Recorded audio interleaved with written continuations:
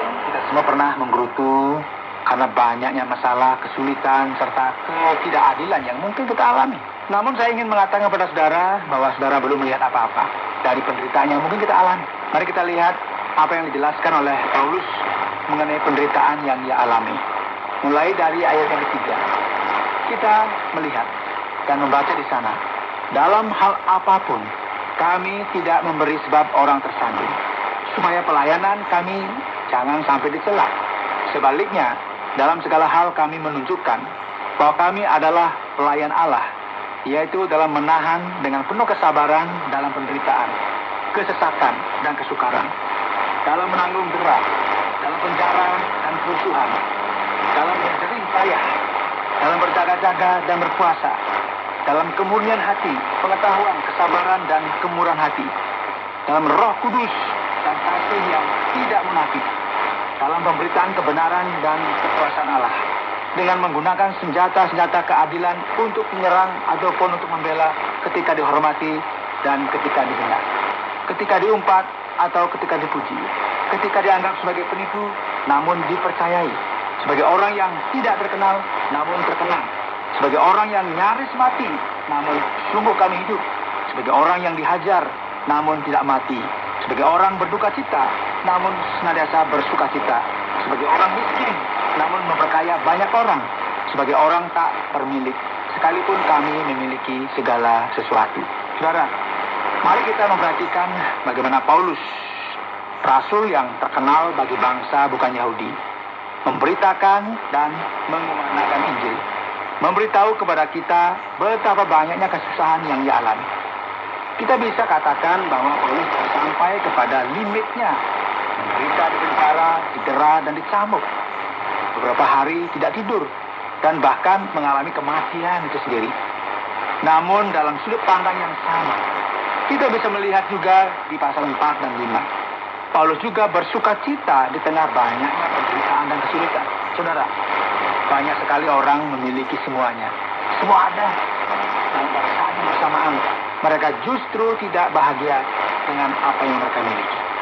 Pernahkah saudara memperhatikan bagaimana di sebuah tempat, sebuah negara, kota, dan daerah yang ada di belahan bumi ini, yang penuh dengan kekayaan dan stabilitas keamanan yang luar biasa, justru penduduknya banyak yang mencoba untuk bunuh diri. Pernah mendengarnya? Terkadang orang-orang yang benar-benar menderita, yang mengalami perang dan kesulitan dalam hidup, malahan lebih menghargai hidup daripada sebelumnya. Paulus akan menunjukkan kepada kita bagaimana ia menderita, namun ia tetap bersuka cita, miskin namun tetap kaya, tidak memiliki apa-apa namun memiliki segala-galanya. Hai orang Korintus, kami telah berbicara terus terang kepada kamu. Hati kami terbuka lebar-lebar bagi kamu, dan bagi kamu ada tempat yang luas dalam hati kami. Tapi bagi kami hanya tersedia tempat yang sempit dalam hati kamu. Maka sekarang, supaya kembali balik, aku berkata seperti kepada anak-anakku, bukalah hati kamu selebar-lebar. Saudara, terkadang sulit sekali bagi kita menghadapi peperangan di dalam hidup ini. Seseorang bisa belajar dan bekerja, dan dalam rumah tangga mereka masih saja ada konflik, kesulitan terkait dengan hubungan. Paulus sekalipun banyak masalah, namun tetap teguh, meskipun ia sudah ada di garis limit dalam hubungan dengan orang Korintus, yang merupakan orang-orang yang sangat sulit memahami beberapa hal tertentu yang dijelaskan oleh Paulus. Ia mencoba untuk memulihkan hubungan ini karena celaan yang ia berikan sebelumnya kepada saudara-saudari seiman di kota ini. Dan bersamaan dengan ini, Paulus harus senantiasa membimbing orang-orang ini oleh sebab banyak hal yang bisa saja terjadi. Dan ia melakukan hal ini dengan cara mengkaitkannya dengan orang-orang yang bukan merupakan umat Allah. Mungkin sekali bahwa masalah yang terjadi sebenarnya lebih rumit daripada yang bisa kita bayangkan. Bukan sekedar memiliki teman yang tidak simak. Namun masalahnya adalah orang-orang yang ada di gereja tersebut terkait dengan pengajar sesat yang bukan merupakan orang percaya. Janganlah kamu merupakan pasangan yang tidak seimbang dengan orang-orang yang tak percaya. Itu dituliskan di ayat 14. Sebab persamaan apakah terdapat antara kebenaran dan kecelakaan? Atau bagaimanakah terang dapat bersatu dengan gelap? Persamaan apakah yang terdapat antara Kristus dan Belial? Apakah bagian bersama orang-orang percaya dengan orang-orang tak percaya? Apakah hubungan baik Allah dengan berhala? Karena kita adalah baik dari Allah yang hidup menurut firman Allah ini. Aku akan diam bersama-sama dengan mereka dan hidup di tengah-tengah mereka. Dan aku akan menjadi Allah mereka dan mereka akan menjadi umatku. Sebab itu keluarlah kamu dari antara mereka dan pisahkanlah dirimu dari mereka, firman Tuhan. Dan janganlah menjamah apa yang najis, maka aku akan menerima kamu. Aku akan menjadi bapamu dan kamu akan menjadi anak anakku laki-laki dan anak-anakku perempuan. Demikianlah firman Tuhan yang Maha Kuasa. Ya, sebenarnya ini merupakan sebuah perkataan yang keras. Namun ini merupakan perkataan yang diperlukan pada waktu ini. Tidak mungkin kita memiliki hubungan yang dalam dengan seseorang yang bertolak belakang dari kita. Oleh sebab itu, Paulus berkata, perhatikanlah, jika kalian berhubungan dengan cara demikian, dekat dengan orang-orang yang tidak mengenal Allah, maka kalian tidak akan memahami apapun yang diajarkan Injil. Kita semua harus menjauh dari orang-orang semacam ini, karena kita tidak akan memperoleh hasil yang positif dari hal ini. Dan dalam roh yang sama, dia berkata, saudara-saudaraku yang kekasih, karena kita sekarang memiliki janji-janji itu, marilah kita menyucikan diri kita dari semua pencemaran jasmani dan rohani. Dan dengan demikian, gunakan kekudusan kita dalam takut akan Allah.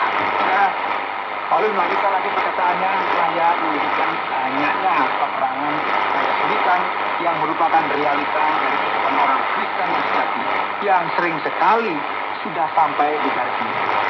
Jadi, ia akan berbicara mengenai hubungannya dengan orang Korintus. Saudara yang saya katakan, terkadang kita berpikir bahwa tidak mungkin lagi ya, karena kita sudah capek. Terkadang kita bertanya kepada diri kita sendiri, mengapa Allah mengizinkan banyak hal terjadi dan dia tidak membebaskan kita dari kesulitan itu? Kita akan mendengar sebuah kata bijak dari Paulus mengenai sebuah keadaan yang akan memberi kita harapan. Terkadang kita sampai kepada garis limit, kita akan melihat Allah menghendaki kita hidup bahagia selamanya. Jadi mari kita perhatikan kalimat. Misalnya, berilah tempat bagi di dalam hati kami. Kami tidak pernah berbuat salah terhadap orang itu. Tidak seorang pun yang kami rusak. Dan tidak dari seorang pun kami beruntun.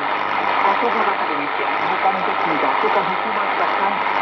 Tetapi telah aku katakan bahwa kamu telah memberikan tempat di dalam hati kami, sehingga kita sehidup semati. Saudara, kita pernah betapa sulitnya menolong seseorang. Pernah mengalami ya?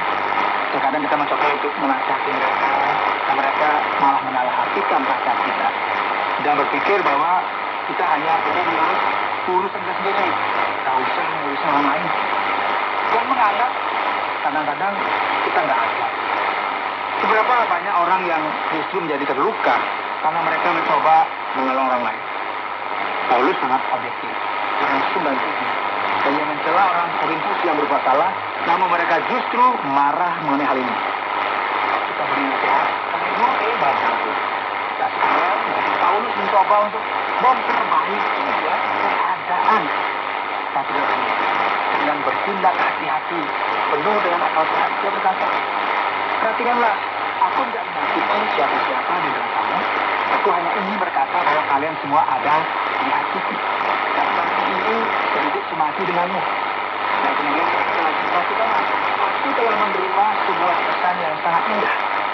Dia sedang melantikan Titus, dan sebagaimana yang telah kita sebut sebelumnya, bahwa ia memiliki sebuah pesan yang sangat bagus, dan bahwa orang Korintus menanggapi pesan tersebut dengan sangat baik mengenai apa yang Paulus sampaikan kepada mereka. Pesan yang telah ia sampaikan sebelumnya. Dan sekarang kita bisa melihat, meskipun bagi orang Korintus yang kacau ini, ternyata masih ada. Meskipun mereka merupakan sebuah gereja yang paling rumit mungkin ya, paling sulit yang ada di dalam perjanjian baru, masih ada harapan bagi mereka. Harapan tersebut dinyatakan, perhatikan ayat 6. Tetapi Allah yang mengumpulkan orang yang rendah hati